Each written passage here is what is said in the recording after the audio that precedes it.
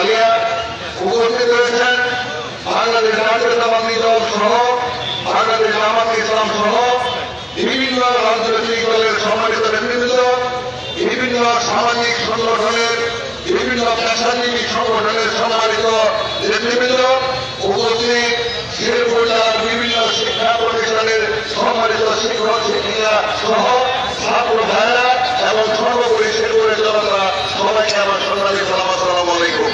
সংগ্রামী স্বামী বন্ধুগণ, ইতিমধ্যে বক্তব্য সকলের বক্তব্য আপনারা শুনেছেন। নিশ্চিত জড়িত কারণে বক্তব্য আমি দীর্ঘায়িত করব না এবং মানব বন্ধের সময়ও শেষ হয়েছে।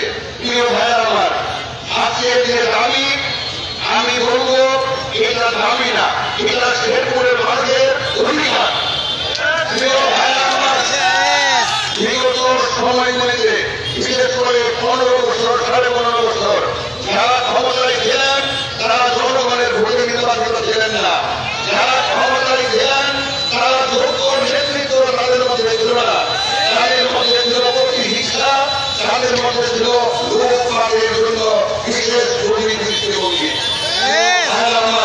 যার ফলে আজকে শেরপুরে যে নাগরিকদের জন্য ন্যূনতম যে তাদের যে অধিকার, তাদের যে প্রাপ্যতা, সেগুলো আপনারা লক্ষ্য করছি শেরপুরবাসী পাচ্ছে না। প্রিয় ভাই আমার, আজকে যে দাবিগুলো এসেছে এই দাবির আগে আপনারা লক্ষ্য করে দেখুন শেরপুর সদর হাসপাতালের দিকে।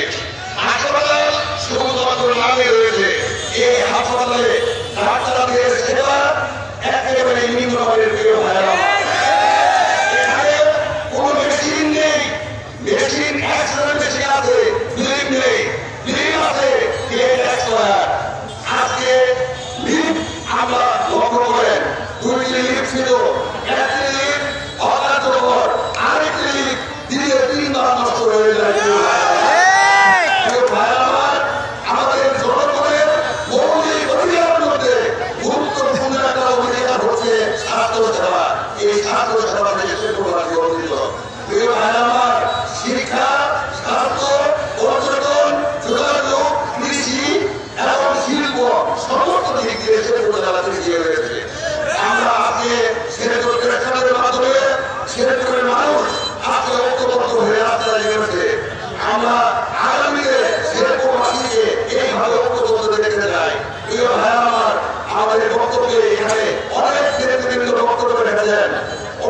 আমরা লক্ষ্য করেছি বিভিন্ন এলাকায়, আমরা লক্ষ্য করি এলাকার লোকজন পরিচিতি পাই কখনো সেই এলাকার জন্য, আবার কখনো কখনো সেই এলাকার পরিচিতি পাই বিশিষ্ট ব্যক্তির জন্য।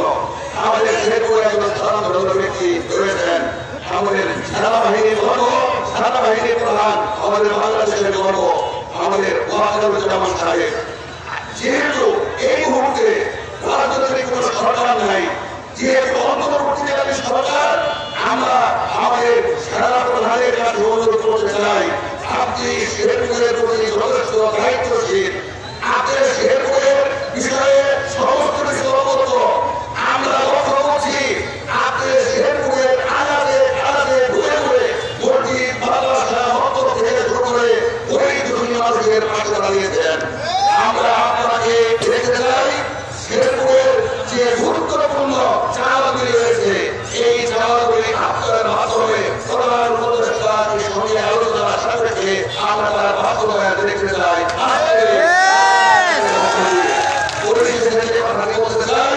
আগামীতে সুস্থ ভোট হবে, আগামীতে জনগণ তাদের ভোট দেওয়ার সুযোগ পাবে।